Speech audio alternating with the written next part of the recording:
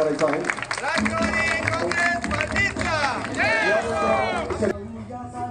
रवीजी पगारे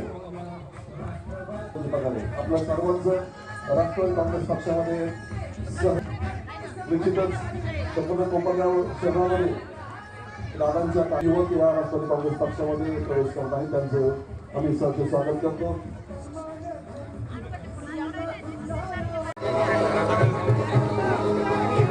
राष्ट्रवादी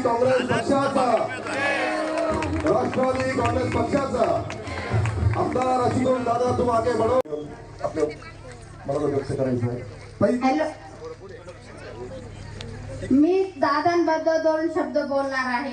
आज पण काही महिला अशा आहे का दादांच्या ह्याच्या खाली 50-60 त्यांच्या ह्याच कंपनीत काम करते आणि पोट भरते। अख्ख्या कोरोना काळामध्ये दादांनी अख्ख्या महिलांना सांभाळलं, अख्ख्या म्हणजे पूर्ण जे गोर गरीब सारे। आणि मी दादांना एवढंच विनंती करते का दादा इथून पुढे पण काही पण काम करतील, मला त्यांच्यावर गॅरंटी आहे। कारण दादांनी जे हातात काम घेतलं ते पूर्ण करतात आज। कारण कोणी विश्वास ठेवू या ना ठेवू, आज मी अशी महिला होते का मी 2 वर्ष जाऊन शिर्डीला डाळे विकले। मी जे काही आहे आज तर दादांमुळे इथे मी प्रत्येक ठिकाणी गेले, काम बघितलं, हे केलं, प्रत्येक ठिकाणी अर्ज दिला, पण कुणीच माझा अर्ज स्वीकारला नाही का मला कामाला घेतलं नाही। आज जे काही पण आहे तर मी दादांमुळे आज इथं आहे। कारण मला विश्वास आहे का दादा जे हातात काम घेतात ते करतात। कारण दादांनी महिलांच्या डोक्यावरचा हंडा पण उतरला। तुम्हाला सांगते जेव्हा दादांनी तळ केलं मला खूप जणांनी विरोध केला का काही महिला नको बजायला नको, तरी पण मी अख्ख्या महिला घेऊन तिथं गेले। कारण मला गॅरंटी आहे का दादा हे काम नक्कीच करतील। मी एवढे 2 शब्द बोलते बस। कार्यक्षम उमेदवार मतदारांना आपल्या भागाकरता सन्मान्य दादांनी दिलेले आहेत। आणि मला या ठिकाणी आल्यानंतर एक आश्चर्याचा सुखद धक्का असा बसला की एका प्रभागाकरता दादांनी किती निधी द्यावा। कामांची यादी माझ्या पुढे आली, 3,97,00,000 4 कोटी रुपये तब्बल निधी दादांनी तुमच्या भागाकरता दिलेला आहे। तर आपलं कर्तव्य काय आहे? मतदान करायचं। आणि माझं कर्तव्य काय आहे? अजून 4 कोटी रुपये दादांकडून तुम्हाला मिळवून द्यायचे। आणि मी जे या निवडणुकीच्या रिंगणात उतरलो, तुमच्यातल्या अनेकांना माहीत असेल मी गेल्या 25 वर्षापासून राजकारणातून बाजूला होतो। पतसंस्था चळवळीचं मी काम करत होतो, परंतु अशोकदादांनी मला आग्रह धरला की ही कामं आणखी गतीनं करण्यासाठी तुमच्यासारख्या माणसांनी राजकारणात आलं पाहिजे। अशोकदादांच्या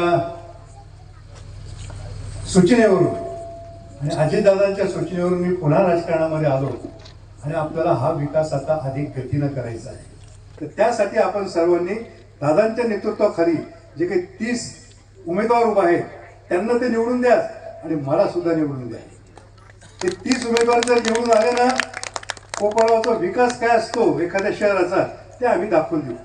अनेक लोक आम्हाला म्हणतात, आपल्या शहरामध्ये काय म्हणतात, अहो ते संगमनेर कसं आहे, श्रीरामपूर किती डेव्हलप झालं। माझं ध्येय संगमनेर आणि श्रीरामपूर अजिबात नाही। अजितदादांनी जेव्हा मला आग्रह धरला, मी दादांना म्हटलं, दादा याची पुढची स्पर्धा माझी बारामतीची असणार, तेवढा निधी तुम्ही मला दिला पाहिजे। बारामतीला जेवढा तुम्ही निधी दिला ना तेवढा निधी दिला पाहिजे। तेव्हा आपली स्पर्धा आहे बारामतीची, तेव्हा ती बारामतीची स्पर्धा जिंकण्याकरता तुम्ही सर्वांनी आशुतोष दादांच्या नेतृत्वाखाली जे काही उमेदवार निवडून दिलेले आहेत त्यांना निवडून द्या। तुमचं मतदान या भागात असेल, परंतु गावामध्ये सुद्धा तुमचे जे कोणी नातेवाईक असतील, पाहुणेरावळे असतील, मित्रमैत्रिणी असतील, त्यांना सुद्धा घड्याळाच्याच उमेदवाराला मत द्यायला नक्की सांगा, असं आवाहन मी करतो। धन्यवाद। जय हिंद, जय महाराष्ट्र आणि जय कोपरगाव। आपल्या सर्वांना सगळ्यात पहिले मी विनंती करतो, आपण येत्या 2 तारखेला राष्ट्रवादी काँग्रेस पक्षाचं घड्याळ चिन्हाचं बटन दाबून आपले 3 उमेदवार भरघोस मताने त्या ठिकाणी निवडून आणावे अशा प्रकारची विनंती या ठिकाणी करतो। तसेच आपण सर्वांनी 2024च्या विधानसभेच्या निवडणुकीमध्ये मला भरभरून मतदान करून राज्यामध्ये 5 नंबरचं मताधिक्य देऊन मला पुन्हा एकदा आपल्या सर्वांची काम करण्याची संधी उपलब्ध करून दिली, त्याबद्दल आपल्या सर्वांचे आभार व्यक्त करतो। मित्रांनो, ही निवडणूक नगर परिषदेची जवळ 9 वर्षानंतर होते. 2025च्या अगोदर ही निवडणूक 2016ला झाली होती. आणि 2016ची परिस्थिती जर आठवली तर आपल्याला 2016ला 23 दिवसाआड पाणी मिळालं. आठवतंय ना 23 दिवसाआड पाणी? ते 2016ला झालेलं होतं. आणि ही परिस्थिती आपण डोळ्यासमोर आणून 2019ला आपण सर्वांनी मला आमदार म्हणून पहिल्यांदा काम करण्याची संधी उपलब्ध करून दिली. आणि मग 2019ला ज्यावेळेस आपण सर्वांनी निवडून दिलं, त्या संधीच्या माध्यमातून मी आपल्या राज्य शासनाकडनं पाणी पुरवठा योजना मंजूर करून आणून आपल्या परिसरातील टाक्या असतील किंवा पाईपलाईन असतील या तर केल्याच, परंतु आपल्या सर्वात महत्वाचा 5 नंबर तलाव आपण पूर्ण केलेला आहे. आणि म्हणून हे 23 दिवसाआड किंवा 15 दिवसाआड जे काही पाणी आपल्याला मिळतंय, आज आपल्याला ते 4 दिवसानंतर मिळतंय. त्या योजनेमध्ये 5 नंबर तलावाबरोबर 1 ते 4 तलावांची साफसफाई करणं असेल, त्याला कागद घालणं असेल, त्याची थोडीफार खोली वाढवणं असेल, त्या पद्धतीचं काम त्याच्यामध्ये होतं. परंतु मी विचार करत होतो, आपण 5 नंबर तलाव पूर्ण केलेला आहे, आता 4 दिवसानंतर आपल्याला पाणी देता येते. परंतु आपल्याकडे जर शहराची परिस्थिती बघितली, 23 दिवसाचं पाणी 4 दिवसावर आलं तर लगेच आपल्या प्लॉटला इथं किमती आल्या, मोठ्या मोठ्या बिल्डिंग व्हायला लागल्या, लोक बंगल्यासाठी प्लॉट घ्यायला लागले. आणि म्हणून शहराची लोकसंख्या किती झपाट्याने वाढेल याची कल्पना त्या ठिकाणी आली. आणि म्हणून 1 ते 4 तलावाचं काम आपण जे काही कागद टाकण्याचं होतं, साफसफाई करण्याचं होतं, ते न करता आपल्याला आता ज्या पद्धतीने 5 नंबर तलाव कॉन्क्रीटचा केलेला आहे, त्या पद्धतीने 3 आणि 4 नंबर तलाव हे कॉन्क्रीटचे करून पुढच्या 50 वर्षाचं पाणी आपल्याला त्या ठिकाणी साठवता येईल आणि आपल्याला रोज पाणी त्याच्या माध्यमातून देता येईल, ही कल्पना समोर आली. आणि म्हणून आपण त्या ठिकाणी ती योजना थांबवलेली आहे. म्हणून मला कल्पना आहे का आपण रोज पाणी देण्याचा शब्द आपल्याला दिला, परंतु भविष्याचा विचार करू, आपल्याला सोयीचं काय आहे याचा गांभीर्याने विचार करून आपण ती योजना नवीन त्या ठिकाणी आणतोय. त्याच्यामध्ये 2 तलाव कॉन्क्रीट होणार आहे आणि रोज आपल्याला पाणी देण्याचं स्वप्न माझं आहे. विरोधकांनी आतापर्यंत आपल्या कोपरगाव शहरामध्ये राजकारण करत असताना कधीही आपल्या कोपरगाव शहराचा पाणी प्रश्न मिटावा ही त्यांची प्रामाणिक भावना कधी नव्हती. जर पाणी प्रश्न मिटला तर राजकारण कशावर करायचं हा त्यांचा कायमचा त्या ठिकाणी विचार राहिलेला आहे. आणि म्हणून त्या पद्धतीने कधी त्यांच्याकडनं प्रयत्न झाले नाही. कारण मी ऐकतोय का हा प्रश्न 40 वर्षाचा आहे, 35 वर्षाचा आहे, 25 वर्षाचा आहे, अनेक वर्ष हा प्रश्न प्रलंबित आहे. तेव्हा आपल्या या कोपरगाव शहराचा पाणी प्रश्न सोडवणं ही सगळ्यात मोठी जबाबदारी माझी आहे असं मानून मी सातत्याने काम करतोय. त्याचबरोबर आपल्या परिसरामध्ये भुयारी गटार, आता आपली भुयारी गटार योजना सुद्धा मंजूर झालेली. 232 कोटी खर्च करून आपली भुयारी गटार योजना होणार आहे. पूर्ण शहराचं पाणी एका ठिकाणी कलेक्ट करून त्याच्यावर प्रक्रिया करून ते पाणी कन्स्ट्रक्शनच्या वापराचं येऊ शकतं. कुठं काही बगीचा असेल, बाग बगीचा, त्याच्यासाठी वापरता येतं. म्हणजे पिण्याचं सोडून बाकी सगळ्या कामांना ते पाणी वापरता येईल अशा पद्धतीने भुयारी गटार योजना, म्हणजे पूर्णपणे गटारी जमिनीच्या खालून असणार, कुठेही आपल्याला त्या ठिकाणी ओपन गटारी दिसणार नाही अशी ती योजना आहे. डिसेंबरच्या महिन्यामध्ये, पुढच्या महिन्यापासून त्याचं काम चालू होणार आहे. आता सर्वे चालू आहे. सर्वेचं काम महिन्यात किंवा 2 महिन्यामध्ये त्या ठिकाणी पूर्ण होईल. आणि ते काम चालू झाल्यानंतर आपलं जे काही गटारीचा प्रश्न आहे तो त्या ठिकाणी निश्चितपणे मिटणार. हे 2 मोठे कामं आपण त्या ठिकाणी आपल्या शहरासाठी करतोय. रस्त्याचे प्रश्न तर अनेक ठिकाणी आहे, परंतु आपण जर पाहिलं 2016ला ते 2019च्या अगोदर कोपरगाव शहराचे जे काही प्रमुख रस्ते होते ते पूर्णपणे खराब होते. परंतु आता शहरातले प्रमुख रस्ते हे चांगल्या पद्धतीचे झालेले. पुढे पुढे कुठे खड्डे पडलेले असतील ते त्या परिसरापुरती, आखा रस्ता काही कुठं खराब नाही. तेव्हा त्या पद्धतीने आपण आपल्याही प्रभागामध्ये भरपूर काम करण्याच्या हिशोबाने निधीची उपलब्धता करून दिलेली. अजून जवळपास 1.5 कोटीचे कामं येत्या पुढच्या महिन्यापासून चालू होणार आहे. असे सर्व कामं तुम्ही माझे नगरसेवक 2016ला निवडून नाही दिले तरी मी कामं केलेले. अगदी बरोबर आहे का? हो. 2016ला नगरसेवक नाही, 2019ला मताधिक्य नाही, आता 2024ला दिलेलं आहे आपण. एवढं सगळं असताना देखील आपल्या अडचणी दूर व्हाव्या म्हणून शासनाचा निधी आपल्यापर्यंत पोहोचण्याचं मी काम केलं. आता त्याचं परतावा देणार आहे का नाही? नगरसेवक निवडून देऊ देणार आहे ना? नगरसेवकही निवडून आले पाहिजे आणि नगराध्यक्ष पदाच्या उमेदवारांना चांगलं मतदान त्या ठिकाणी मिळालं पाहिजे अशी विनंती या ठिकाणी करेल. कारण की शेवटी कोणी पण काम करतं, एका बाजूने देण्याचं काम होते, दुसऱ्या बाजूने पण देण्याचं काम मतदानाच्या रूपाने झालं पाहिजे ही अपेक्षा आपल्याकडनं आहे. ठीक आहे, आपल्या या सर्व बेसिक गोष्टी आहे, याच्यावर राजकारणावर बोलण्याची गरज नाही पडली पाहिजे. पाणी आपल्याला रोज मिळालंच पाहिजे, रस्ते आपले चांगलेच असले पाहिजे, गटारी आपल्या ओपन नकोय, कुठेही आरोग्याचा प्रश्न त्या ठिकाणी निर्माण नाही झाला पाहिजे.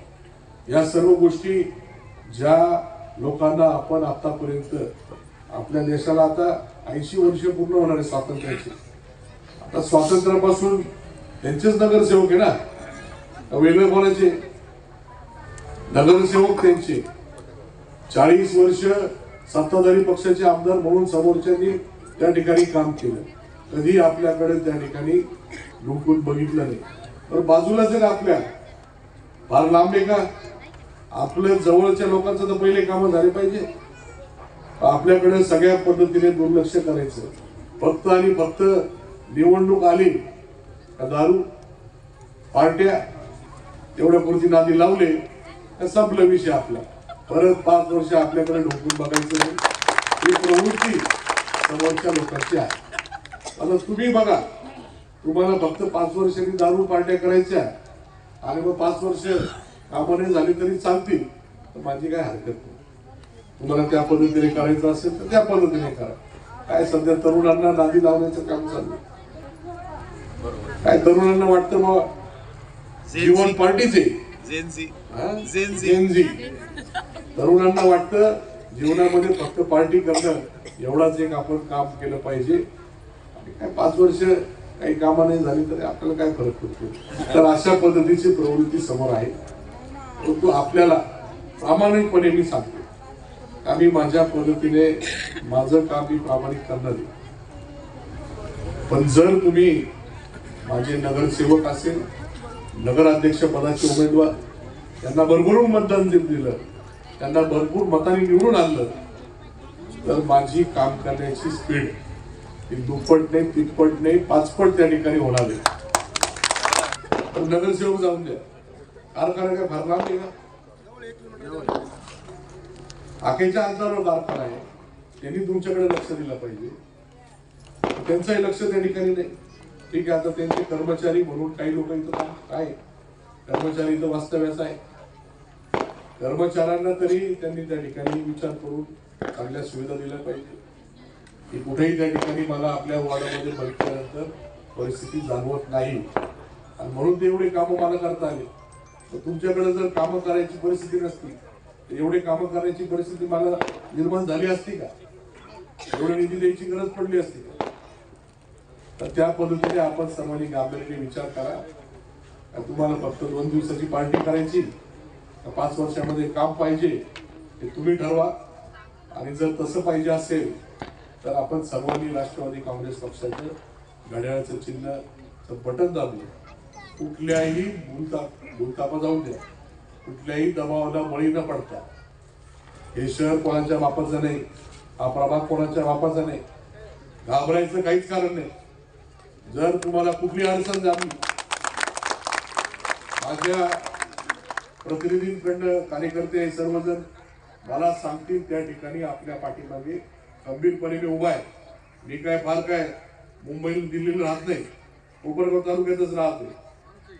तेव्हा कधी मला सांगा, आपल्या कुठल्याही अडचणीला मी त्या ठिकाणी खंबीरपणे उभा राहील.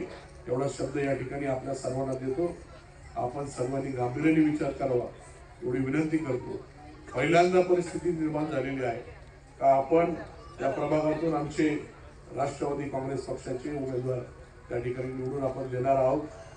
अशी परिस्थिती झालेली आहे. प्रत्येक धक्का, जोरचा धक्का तुमच्याकडनं पाहिजे, त्याच्या माध्यमातून त्यांना चांगलं मताधिक्य त्या ठिकाणी मिळू शकेल. बरोबर आहे का नाही? कारण त्यांना फिरताना सगळ्या परिस्थितीमध्ये एक चांगलं वातावरण त्या ठिकाणी जाणवतं. परंतु हे वातावरण आता आजचा मंगळवार आहे, पुढच्या मंगळवारपर्यंत हे वातावरण टिकलं पाहिजे, वाढलं पाहिजे. ही जबाबदारी आपल्या सर्वांची आहे. सर्वांना तुमच्या प्रभागातील जे काही राहणारे मतदार असतील किंवा इतर प्रभागातील मतदार असतील, सगळ्यांपर्यंत घड्याळ हे चिन्ह आपण देऊन आपल्या कोपरगाव नगर परिषदेचे नगराध्यक्ष, राष्ट्रवादी काँग्रेस पक्षाचा नगराध्यक्ष आणि सर्व नगरसेवक त्या ठिकाणी निवडून येण्यासाठी आपण सर्वांनी प्रयत्न करावे एवढी विनंती करतो. आणि आपल्या प्रभागातून विशेषतः आपल्याला काम करण्याची जर गरज वाटते तर निश्चितपणे आपण करून द्यावे एवढी विनंती करतो. मी माझी जबाबदारी पार पाडणारच आहे, परंतु आपण नगर परिषदेची सुद्धा जबाबदारी जर माझ्याकडे दिली तर निश्चितपणे कामाची स्पीड त्या ठिकाणी वाढणार आहे. विरोधी लोक जर निवडून दिले तर आपल्या कामाशी त्यांना काही घेणं देणं नाही. विरोधी लोक म्हणतात यांना काही नाही, आठवडाभर पार्ट्या करल्या का 5 वर्ष यांच्याकडे बघायचं काम नाही, यांच्याकडे कामं नाही झाले तरी चालतील. यांना फक्त 5 वर्षामधून तेवढ्या पार्ट्या दिल्या, तेवढं पुरेसं होतं. आणि म्हणून हा जो त्यांचा काही दावा आहे हा खोडून काढण्यासाठी आपल्याला सर्वांना राष्ट्रवादी काँग्रेस पक्षाचे उमेदवार त्या ठिकाणी निवडून द्यावे लागतील अशी विनंती या ठिकाणी करतो. जे काही पुढची कामाची जबाबदारी पूर्णपणे माझ्यावर टाकावी एवढी विनंती करून